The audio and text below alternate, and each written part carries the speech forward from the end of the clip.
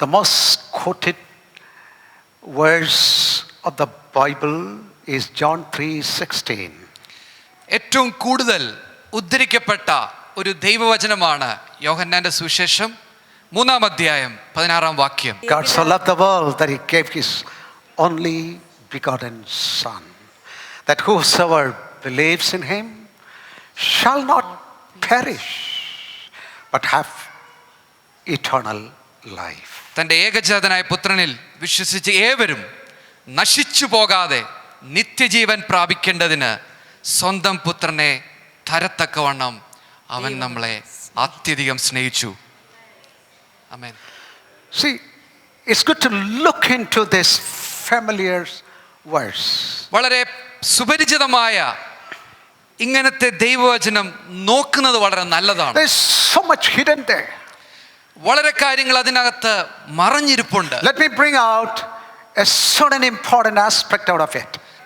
വളരെ പ്രധാനമുള്ള ഒരു കാര്യം ഞാൻ നിങ്ങളുടെ മുമ്പിൽ ഇന്ന് വെക്കുവാൻ ആഗ്രഹിക്കുന്നു. See, there are just two opposing destinies set for all humanity. ആ വചനഭാഗത്തേക്ക് നമ്മൾ നോക്കുമ്പം മാനവരാശിക്ക് മൊത്തമായിട്ട് പരസ്പര വിരുദ്ധമായ രണ്ട് ആത്യന്തികമായ അവസ്ഥയെ അവിടെ നിർണയിക്കപ്പെട്ടിട്ടുണ്ട്. It's true, God so loved the world to give his only Son. വളരെ ശരിയുള്ള കാര്യമാണ്. ദൈവം നമ്മളെ അത്യധികം സ്നേഹിച്ചു, സ്വന്തം മകനെ നമുക്കായിട്ട് നൽകിയത്. The result is there are irrevocable, unchangeable, opposing destinies for all humanity.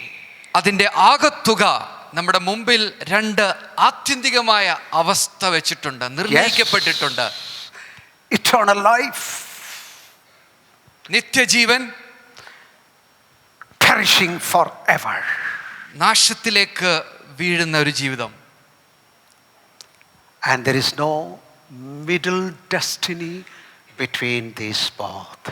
നിത്യജീവനും നാശകരത്തിലേക്കുള്ള ജീവനിലും ഇടയിൽ ഒരു മധ്യ പാതയില്ലെന്ന് ഞാൻ ഓർപ്പിക്കുകയാണ്.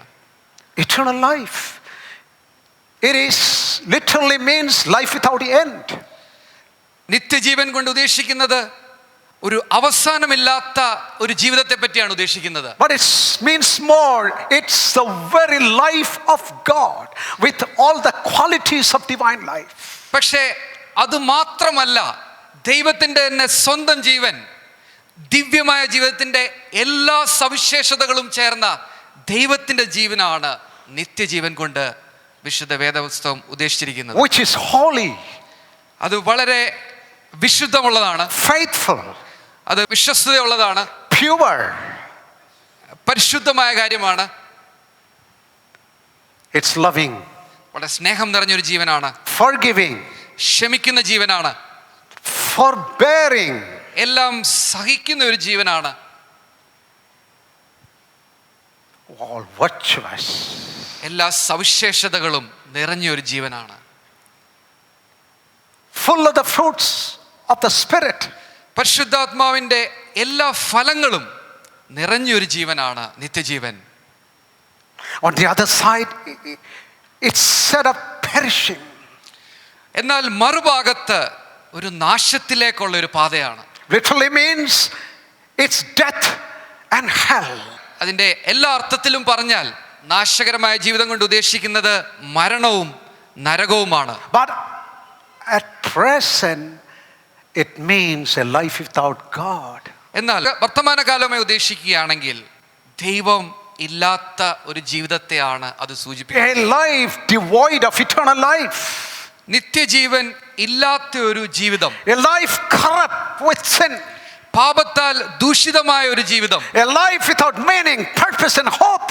ഒരു അർത്ഥമോ ലക്ഷ്യമോ പ്രതീക്ഷയോ പ്രത്യാശയോ ഇല്ലാത്ത ഒരു ജീവിതത്തെ പറ്റിയാണ് A ഉദ്ദേശിക്കുന്നത്. life that is so abased without a sense of God and sense of eternity. വളരെ അധമമായ ഒരു ജീവിതം, ദൈവത്തെ പറ്റി ഒരു ബോധമില്ലാത്ത ഒരു ജീവിതത്തെയാണ് അത് സൂചിപ്പിക്കുന്നത്. Effectively, virtually, it's a life very similar to life of an animal. തത്വപരമായി പറഞ്ഞു കഴിഞ്ഞാൽ ഒരു മൃഗസമാനമായ ഒരു ജീവിതമാണ് നാശകരമായ ജീവിതത്തെ പറ്റി ഉദ്ദേശിക്കുന്നത്. When we believed in Jesus Christ for our salvation, this eternal life came into our spirit. യേശു ക്രിസ്തുവിനെ രക്ഷിതാവായിട്ട് നമ്മൾ സ്വീകരിച്ച സമയത്ത് ഈ നിത്യജീവൻ നമ്മുടെ ഹൃദയത്തിൽ വന്നു. Our spirit was quickened. നമ്മുടെ ആത്മാവ് ജീവിക്കപ്പെട്ടു. And we were made alive to God.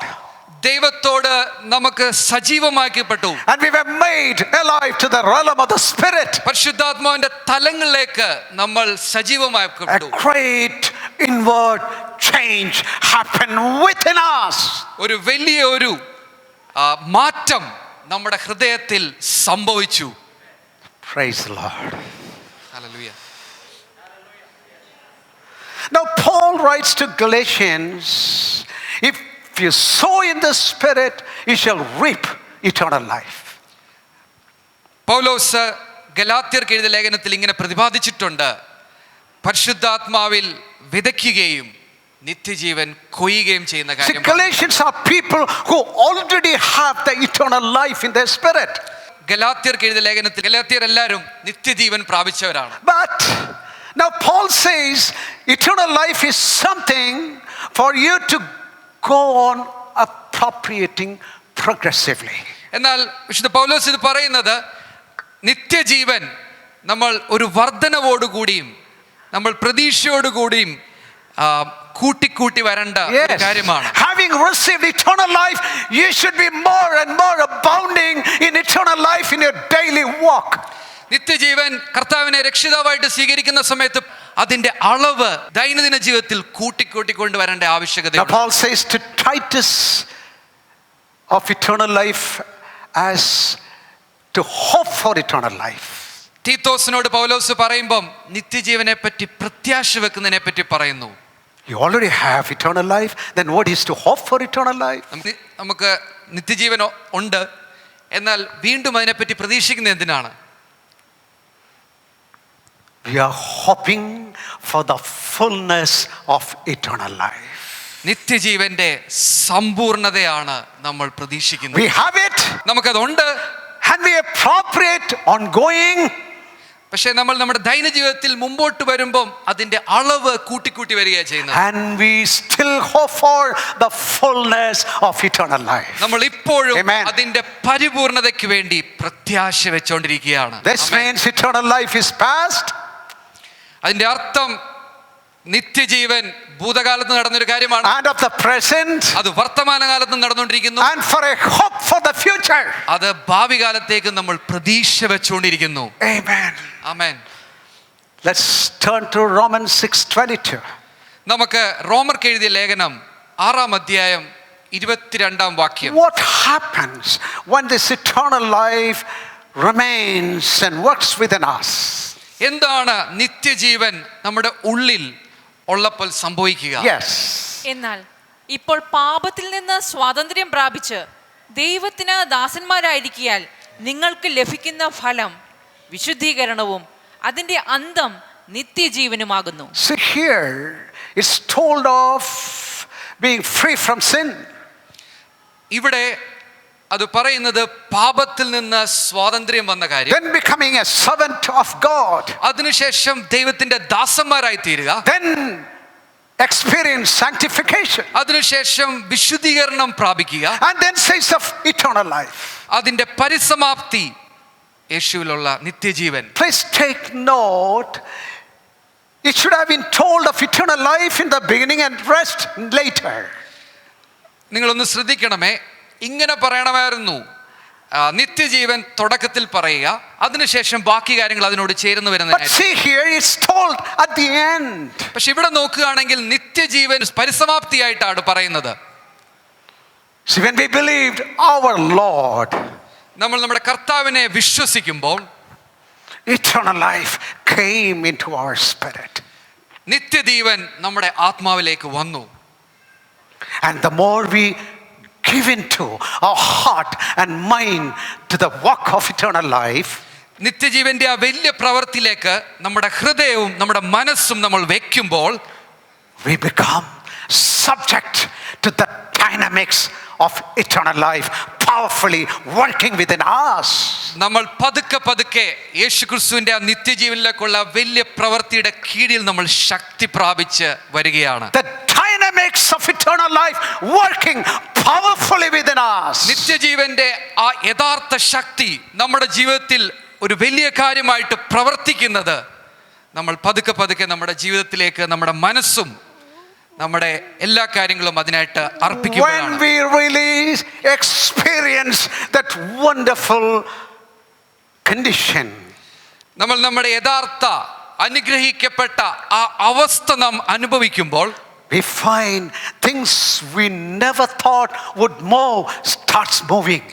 നമ്മൾ വിചാരിക്കാത്ത കാര്യങ്ങൾ, നടക്കാത്ത കാര്യങ്ങൾ പലതും നടക്കുന്നതായിട്ട് നമുക്ക് കാണാൻ പറ്റും. We read there, having been freed from sin. നമ്മളവിടെ വായിച്ചല്ലോ, പാപത്തിൽ നിന്ന് സ്വതന്ത്രരായി. All men are slaves to sin.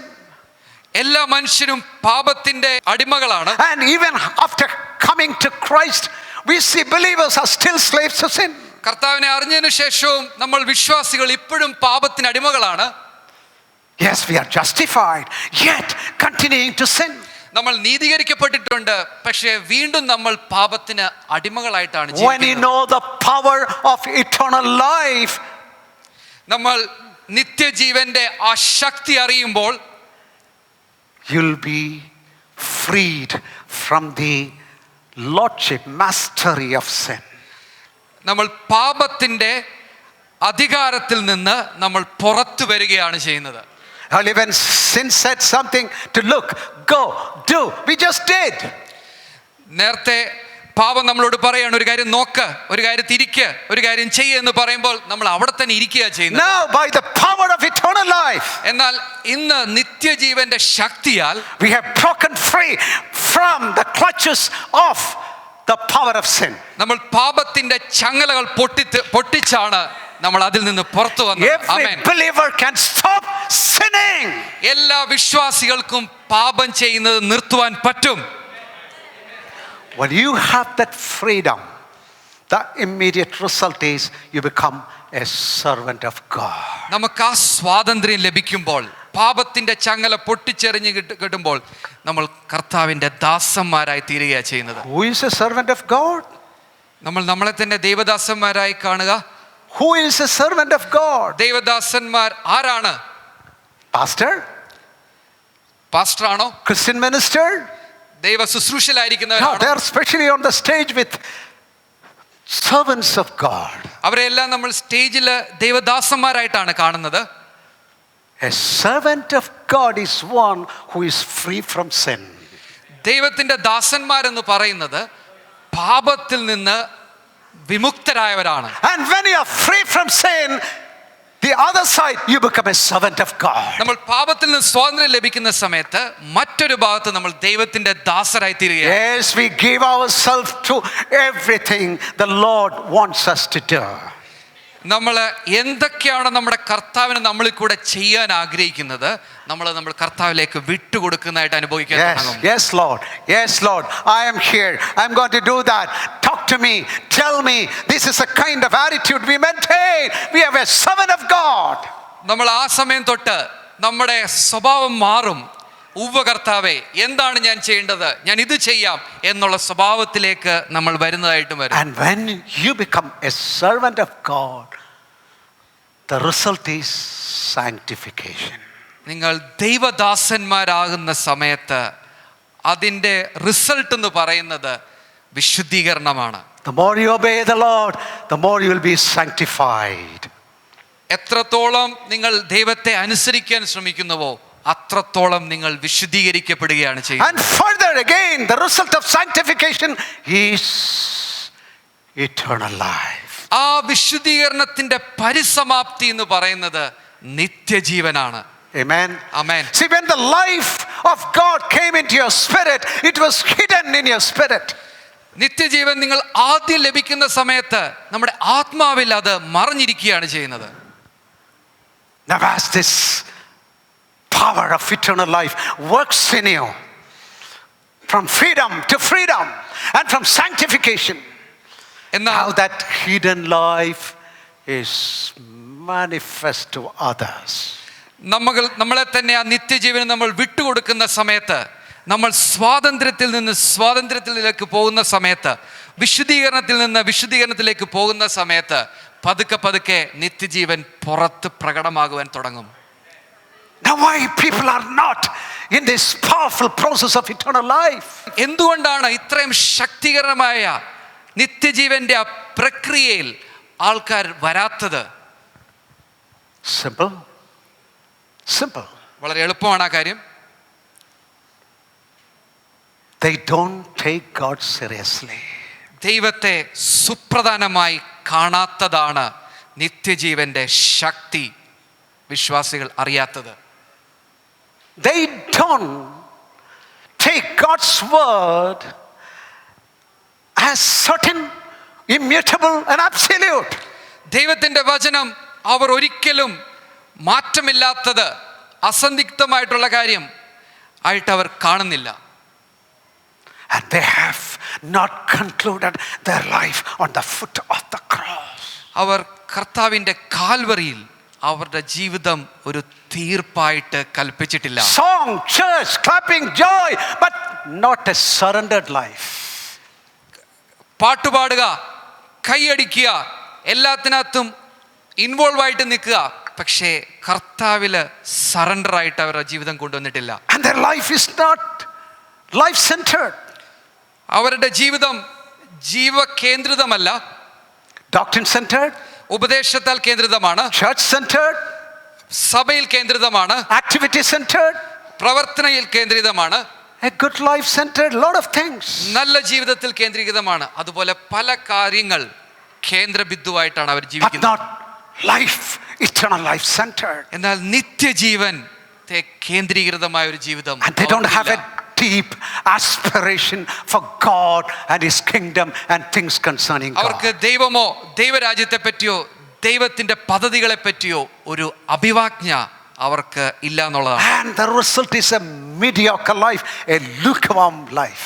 അതുകൊണ്ട് അതിന്റെ എല്ലാം ആകത്തുക എന്ന് പറയുന്നത് ഒരു നിലവാരം കുറഞ്ഞ ജീവിതം, വാട്ടവെള്ളത്തോട് സമാനമായ ഒരു ജീവിതം മാത്രമാണ്. I call these believers as mid-path believers.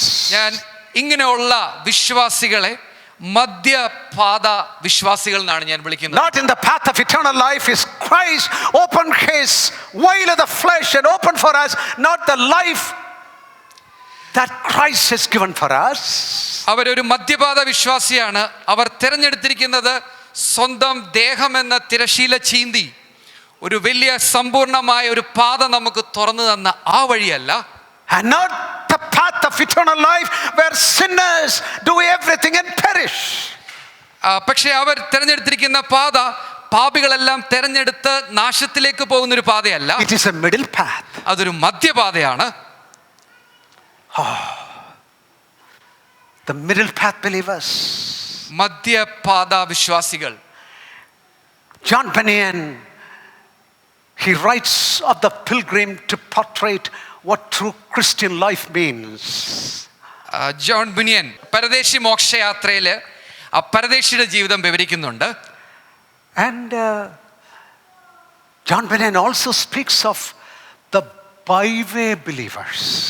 മധ്യപാതയുള്ള വിശ്വാസികളെ പറ്റിയും പരാമർശിക്കുന്നുണ്ട്. Because John Bunyan's path is a difficult path, taking turns and between mountains and valleys and all difficult, but there are byway believers. John Bunyan പരാമർശിക്കുന്ന പരദേശി മോക്ഷയാത്രയിലെ അവരുടെ പാത എന്ന് പറയുന്നത് കഠിനമാണ്. ഇടയ്ക്ക് വേർതിരിവുകൾ എടുക്കണം, തിരിവുകളുണ്ട്. പക്ഷേ കുറുക്ക് വഴി തിരഞ്ഞെടുക്കുന്ന ആൾക്കാരെ പറ്റിയാണ് പറയുന്നത്. See, Jesus speaks of the Broadway travelers. യേശു ക്രിസ്തു വളരെ വിശാലമായ പാത തിരഞ്ഞെടുക്കുന്നവരെ പറ്റി പറയുന്നുണ്ട്. Byway and Broadway, everything is the same. മധ്യപാതയും വിശാലമായ പാതയും എല്ലാം ഏറെക്കുറെ ഒന്ന് തന്നെയാണ്.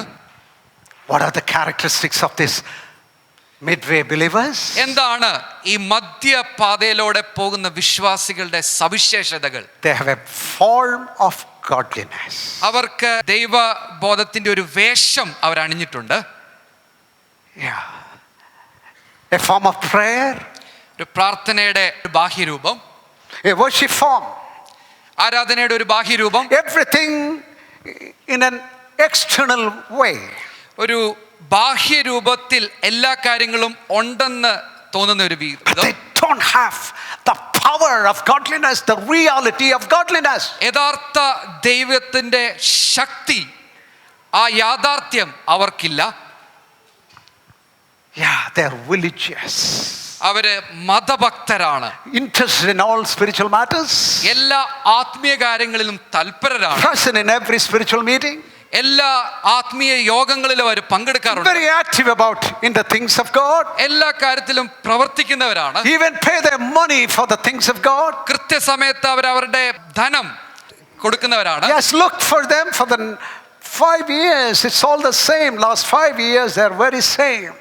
അവരെ പുറകോട്ട് 5 വർഷം നോക്കുകയാണെങ്കിൽ, അവരുടെ ജീവിതത്തെ നോക്കുകയാണെങ്കിൽ ഒരുപോലെ തന്നെയാണ് ഇരിക്കുന്നത്. No development of discernment. ഒരു കാര്യം വേർതിരിച്ചെടുക്കുവാനുള്ള വിവേകം അവർക്ക് ഈ 5 വർഷങ്ങളിൽ And no ഉണ്ടായിട്ടില്ല. growth in wisdom. പരിജ്ഞാനം അവർക്ക് ഉണ്ടായിട്ടില്ല. And there is no growth in maturity. അവര് പക്വത പ്രാപിച്ചിട്ടില്ല. And no knowledge of God. There is no growing knowledge of God. അവരുടെ ദൈവത്തെ പറ്റിയുള്ള അറിവ്, വിജ്ഞാനം കൂടുന്നില്ല. You see, they speak so highly of God and His things. വലിയ കാര്യങ്ങൾ ദൈവത്തെ പറ്റി അവർ സംസാരിക്കുന്നതാണ്. Speaking great high of the love of God. ദൈവസ്നേഹത്തെ പറ്റി വലുതായിട്ട് അവർ സംസാരിക്കും. The right thing with the wrong motive. ശരിയായ കാര്യം തെറ്റായ ഉദ്ദേശത്തോടു കൂടിയാണ് അവർ പറയുന്നത്. Why God is so love? എന്തുകൊണ്ടാണ് ദൈവം സ്നേഹമായിരിക്കുന്നത്?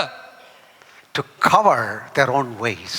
അവർ അവരുടെ വഴികൾ മറച്ചു വെക്കുവാൻ വേണ്ടിയാണ് ദൈവത്തിന്റെ സ്നേഹം അവർ വലുതാക്കി They കാണിക്കുക. magnify the grace of God.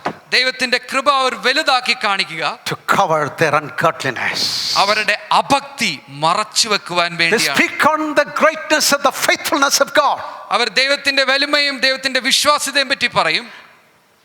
To cover their own unfaithfulness. അവരുടെ അവിശ്വസ്തത മറച്ചു വെക്കുവാൻ വേണ്ടിയാണ് അവർ ദൈവത്തിന്റെ വിശ്വാസത്തെ പറ്റി പറയുന്നത്. Speaking on the goodness of God to cover their sinfulness. ദൈവത്തിന്റെ നന്മയെ പറ്റി പറയുന്നത് അവരുടെ പാപ സ്വഭാവത്തെ മറച്ചു വെക്കുവാൻ വേണ്ടി.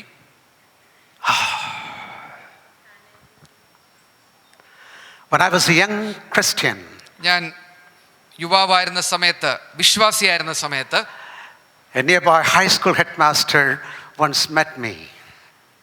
ഒരു അടുത്തുള്ള ഹൈസ്കൂളിലെ ഒരു പ്രധാന അധ്യാപകൻ എന്നെ വന്ന് കണ്ടു. He wanted to advise me. So much of passion and all is not necessary. എന്നെ അധികം തീക്ഷ്ണതയൊന്നും ആവശ്യമില്ല എന്ന് പറഞ്ഞ് എന്നെ ഉപദേശിക്കുവാൻ. And he was telling an example.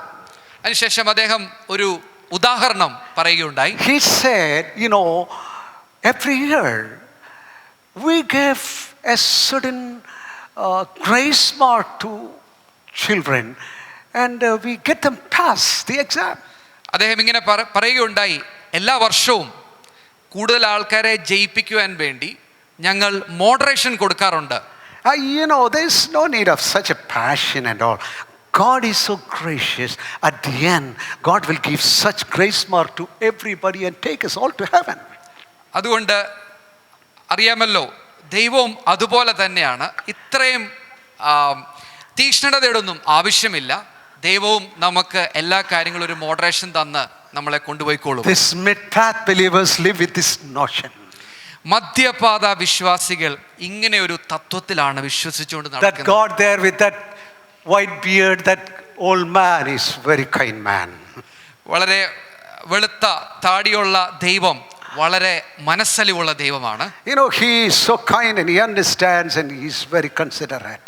വളരെ മനസ്സലിവുള്ളതും നമ്മുടെ ബലഹീനതകളൊക്കെ മനസ്സിലാക്കുന്ന വളരെ നല്ലൊരു ദൈവമാണ്. He speaks things just to scare you. He doesn't mean that much. നമ്മളെ പേടിപ്പെടുത്താൻ പറയുന്നുണ്ടെങ്കിലും അത്രയും പേടിപ്പെടുത്തൽ നമ്മുടെ ദൈവം ഉദ്ദേശിച്ചിട്ടില്ല. God doesn't mean that much.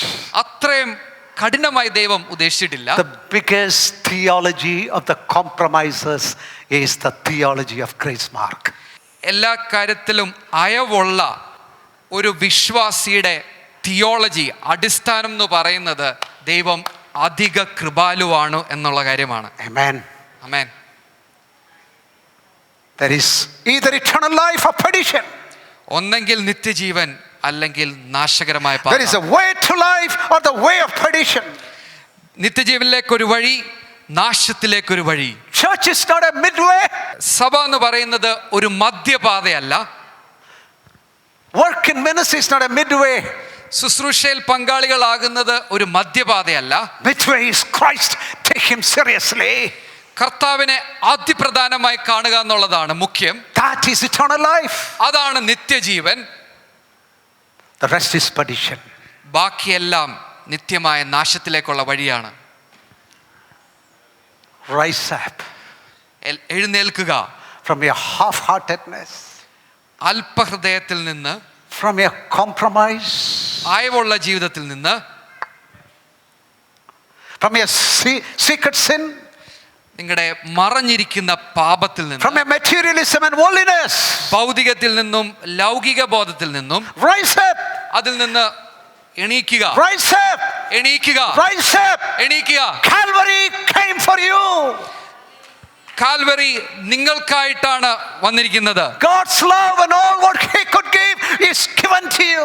ദൈവത്തിന്റെ സ്നേഹം പൂർണ്ണമായിട്ട് നിങ്ങൾക്കായിട്ട് തന്നിരിക്കുന്നു. How shall we miss it?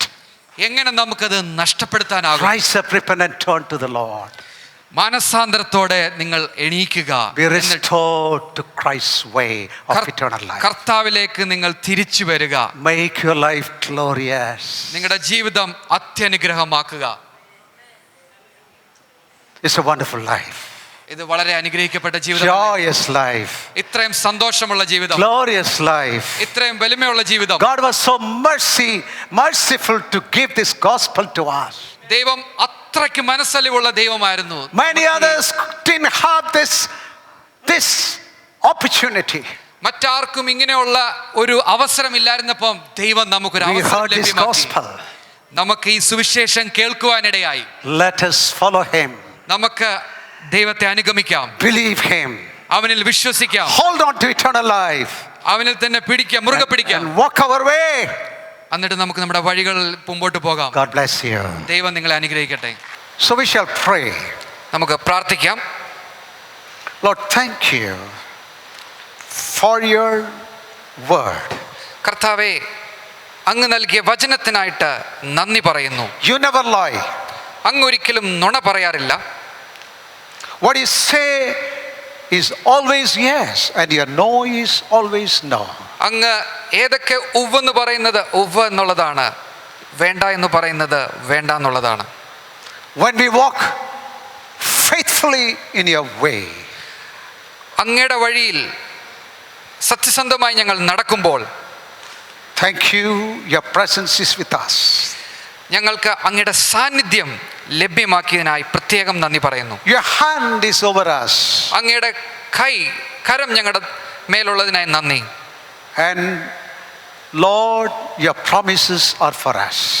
അങ്ങ് നൽകിയിരിക്കുന്ന വാഗ്ദത്തങ്ങൾ അത് ഞങ്ങൾക്കുള്ളതാണ്. And He will make such a glorious, beautiful life for us. വളരെ മഹത്വപൂർവമായ ഒരു ജീവിതമാണല്ലോ അങ്ങ് ഞങ്ങൾക്ക് വേണ്ടി ലഭ്യമാക്കിയിരിക്കുന്നത്. Lord, I commit everyone who has listened to this word today. ഇന്നത്തെ ഈ വചനം കേട്ട എല്ലാവരെയും ഞാൻ അങ്ങേ മുമ്പിൽ സമർപ്പിക്കുന്നു. Lord, I pray that you will open their heart.